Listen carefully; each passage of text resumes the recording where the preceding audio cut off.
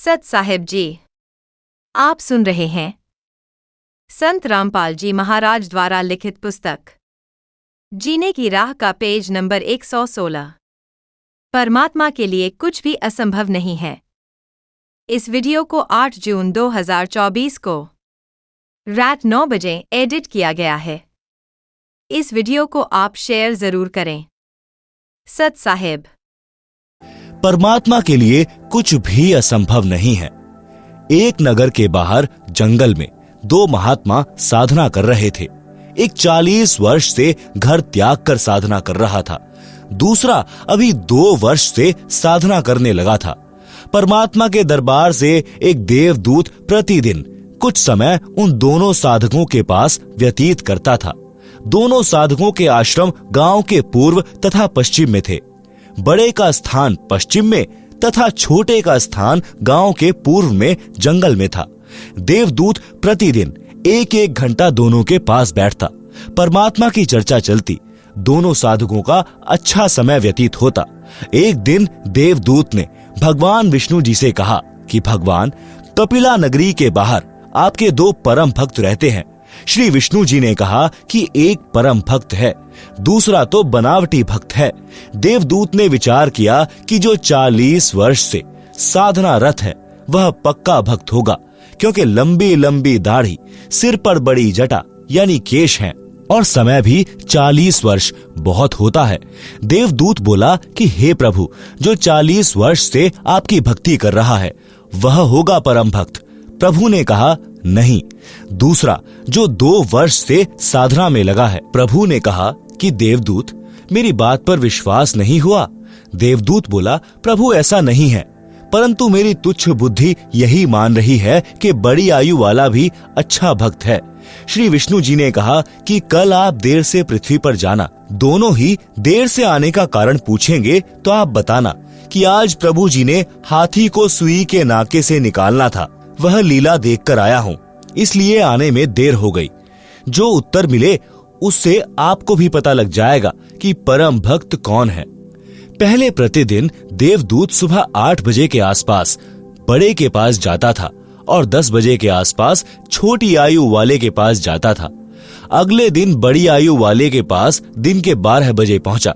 देर से आने का कारण पूछा तो देवदूत ने बताया कि आज 11:30 बजे दिन के परमात्मा ने लीला करनी थी, वह देख कर आया हूँ। 40 वर्ष वाले ने पूछा कि क्या लीला की प्रभु ने, बताइएगा। देवदूत ने कहा कि श्री विष्णु जी ने कमाल कर दिया, हाथी को सुई के नाके यानी छिद्र में से निकाल दिया। यह सुनकर भक्त बोला कि देवदूत, ऐसी झूठ बोल जो सुने उसे विश्वास हो। यह कैसे हो सकता है कि हाथी सुई के नाके में से निकल जाए? मेरे सामने निकाल कर दिखाओ। देवदूत समझ गया कि भगवान सत्य ही कह रहे थे। यह तो पशु है, भक्त नहीं, जिसे परमात्मा पर ही विश्वास नहीं कि वह सक्षम है। जो कार्य मानव नहीं कर सकता परमात्मा कर सकता है। उसकी भक्ति व्यर्थ तथा बनावटी है। देवदूत नमस्ते करके चल पड़ा और छोटे भक्त के पास आया। भक्त ने देरी से आने का कारण पूछा तो देवदूत ने संकोच के साथ बताया कि कहीं यह कोई गलत भाषा न बोल दे। कहा कि भक्त क्या बताऊं, परमात्मा ने तो अचरज कर दिया, कमाल कर दिया। देखकर आंखें फटी की फटी रह गई। परमात्मा ने हाथी को सुई के नाके यानी धागा डालने वाले छिद्र के अंदर से निकाल दिया। यह सुनकर भक्त बोला कि देवदूत जी, इसमें आश्चर्य की कौन सी बात है? परमात्मा निकाल दे पूरी पृथ्वी को सुई के नाके में से, हाथी तो बात ही क्या है। देवदूत ने भक्त को सीने से लगाया और कहा कि धन्य है आपके माता पिता जिनसे जन्म हुआ। कुर्बान हूं आपके परमात्मा पर अटल विश्वास पर। पाठक जनों, यह तो एक उदाहरण है। वास्तव में भक्त को परमात्मा पर पूर्ण विश्वास होना चाहिए कि परमात्मा जो चाहे सो कर सकता है। यदि कोई कहे कि परमात्मा यह नहीं कर सकता, वह नहीं कर सकता, तो उसको भक्ति अधिकार ही नहीं है। क्यों अपना समय भक्ति का नाटक करके व्यर्थ करे? परमात्मा पर पूर्ण विश्वास करके भक्ति राह पर चलेगा तो मंजिल पर पहुंचेगा। परमात्मा जो करता है अच्छा ही करता है। दीक्षा लेने के उपरांत भक्त के ऊपर भक्ति की राह में कितना ही कष्ट आए, मन में यही आए कि परमात्मा जो करता है भक्त के भले में ही करता है। एक कथा। एक राजा तथा महामंत्री गुरु के शिष्य थे। महामंत्री जी को पूर्ण विश्वास था, परंतु राजा को सत्संग सुनने का समय कम मिलता था, जिस कारण से वह परमात्मा के विधान से पूर्ण परिचित नहीं था, परंतु भक्ति श्रद्धा से करता था। महामंत्री को राजा हमेशा अपने साथ रखता था, उसकी सबसे अधिक इज्जत करता था। एक मंत्री को महामंत्री से इसी बात पर ईर्ष्या थी।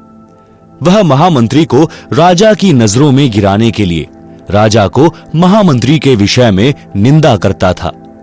एक मंत्री चाहता था कि राजा मुझे महामंत्री बना दे।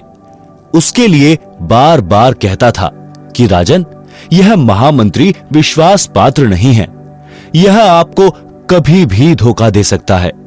एक दिन राजा तथा महामंत्री तथा वह चापलूस मंत्री व अन्य मंत्रीगण किसी अन्य शहर में जाने की तैयारी में महल के अंदर हॉल में खड़े थे। राजा अपनी तलवार को निकालकर उसकी धार यानी तीखापन चेक करने लगा और अन्य मंत्रियों से बातें भी कर रहा था, जिस कारण से राजा के हाथ की एक अंगुली कटकर गिर गई। चापलूस बोला कि हे राजा, यह क्या हो गया? हमारे राजा कितने सुंदर थे, आज हमारा दुर्भाग्य का दिन है। हाय, यह क्या हो गया? प्रजा का कौन सा भार अपने ऊपर ले लिया? महामंत्री बोला, अच्छा हुआ, परमात्मा जो करता है अच्छा ही करता है। राजा दर्द से व्याकुल था तथा ऊपर से ये शब्द सुने तो महामंत्री के प्रति गुस्सा आया और सैनिकों से कहा कि इसे जेल में डाल दो। ऐसा ही किया गया। चापलूस चुगलखोर को महामंत्री नियुक्त कर लिया, अंगुली का उपचार कराया। 6 महीने में अंगुली का घाव भरकर ठीक हो गया, कोई दर्द नहीं रहा। अब राजा के दाएं हाथ में 3 अंगुली और 1 अंगूठा बचा था। राजा अपने नए महामंत्री से अति प्रसन्न था, क्योंकि उसका दांव लग गया था। वह राजा से कहता था कि हे राजन, मैंने तो आप जी को बहुत बार कहा था कि यह आपको धोखा देगा। उस दिन आपने अपने कानों सुन लिया कि वह बोला अंगुली कट गई तो अच्छा हुआ। वह तो आप जी के मरने में खुश था, कभी आपको मरवा देता। राजा उस चापलूस की प्रत्येक बात को सत्य मानने लगा था। एक दिन राजा उस नए महामंत्री के साथ जंगल में शिकार खेलने गया। दोनों जंगल में गहरे चले गए। आगे कुछ भील लोग थे, उन्होंने उन दोनों को पकड़ लिया और अपने पुरोहित के पास ले गए। उस दिन जंगली लोगों का कोई त्योहार था। एक व्यक्ति को काटकर देवी की भेंट चढ़ाना था। उनके हाथ 2 लग गए। पुरोहित ने कहा कि 2 ले आए हो तो दोनों की ही बलि चढ़ा देते हैं, देवी और अधिक प्रसन्न होगी। परंतु पहले इनकी जांच करो कि कोई अंग भंग न हो, यानी काना कोतरा, हाथ या अंगुली कटी ना हो।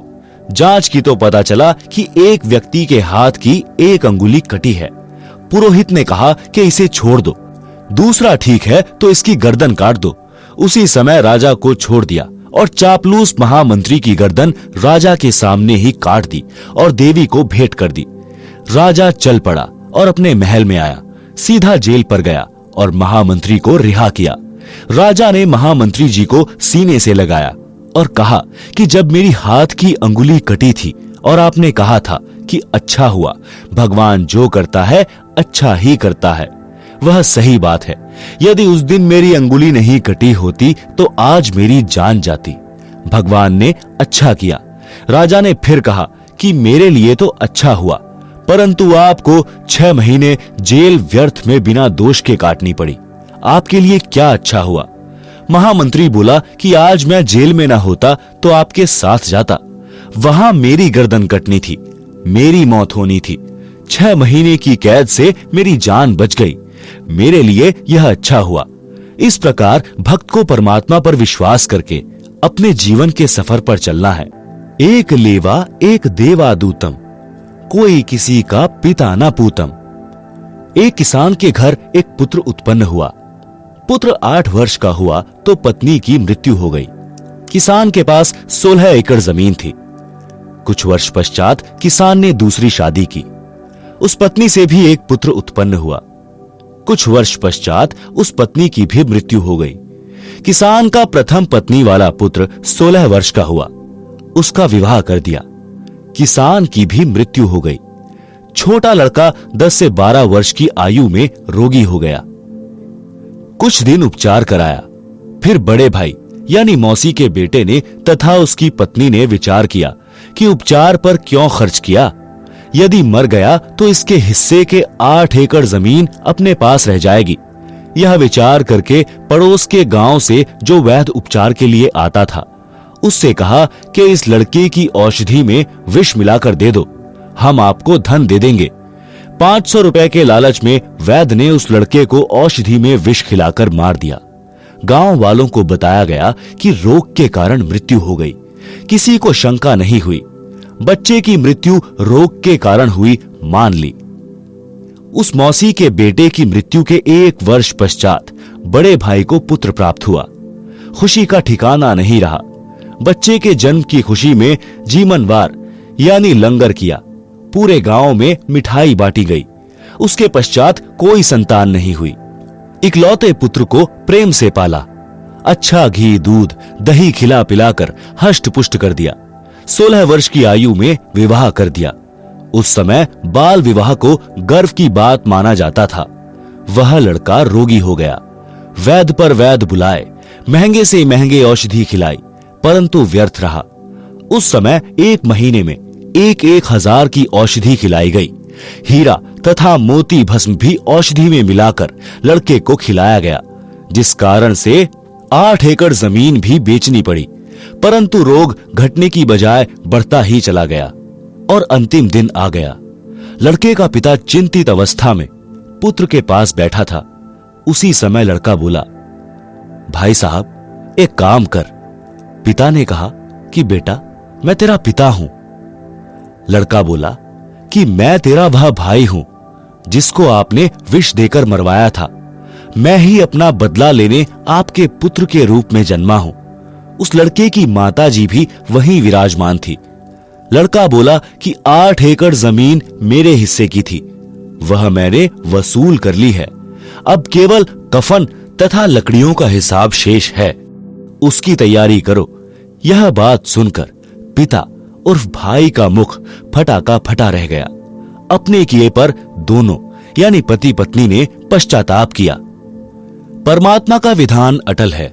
बड़े भाई ने पुत्र रूप में जन्मे छोटे भाई से प्रश्न किया कि हमने लालच में आकर जो पाप किया, हमें तो परमात्मा ने फल दे दिया। जिस उद्देश्य के लिए आपकी जान ली थी वह 8 एकड़ जमीन गई तथा अन्य संतान है नहीं। यह शेष जमीन कोई और ही लेगा। हमारा तो नाश हुआ सो हुआ, यह तो होना ही चाहिए था। परमात्मा ने न्याय किया।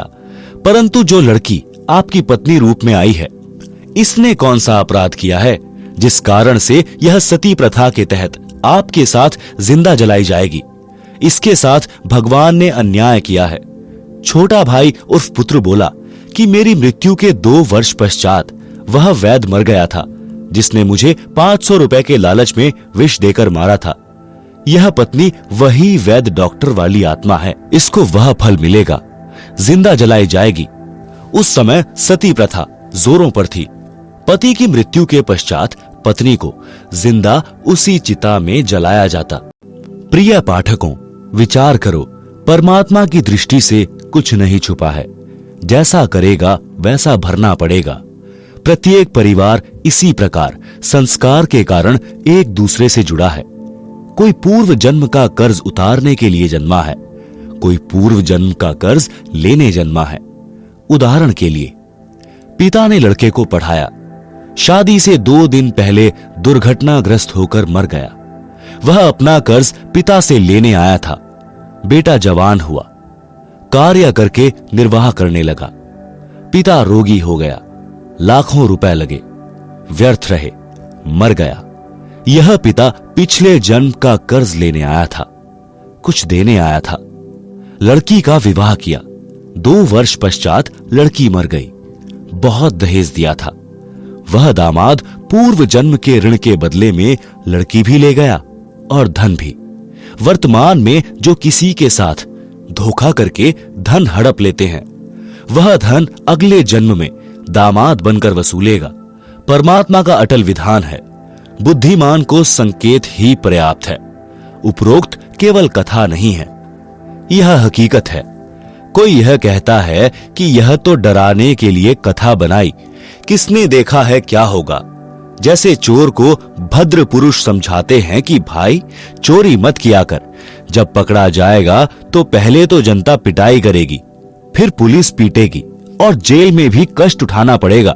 यदि कोई कहे कि यह तो चोर को डराने के लिए कहा है, किसने देखा है कि आगे क्या होता है। विचार करें कि चोर को सच्चाई से अवगत करवाकर डराया है और सच्चाई भी है। यदि चोर सच्चाई से डरकर चोरी करना त्याग देगा तो उसकी भलाई है। यदि कहेगा कि किसने देखा है, आगे क्या होता है, उसके साथ वह सब गुजरेगी जो पहले बताई गई थी। इसी प्रकार जो उपरोक्त कथा को केवल समझाने डराने के लिए ही मानेगा तो दुर्भाग्य होगा। इसको इतनी ही सत्य समझना जैसे चोर को सतर्क किया है। लेखक ने यह कथा सन 1978 में एक पशुओं के डॉक्टर से सुनी थी, जो किसान के 2 पुत्रों वाली कथा ऊपर बताई है। वह इस कथा को अपने पास बैठने वाले को अवश्य सुनाता था, परंतु अमल कतई नहीं करता था। 10 रुपए की दवाई देकर 4 डिस्टिल्ड वाटर के इंजेक्शन लगाकर 200-300 रुपए वसूलता था।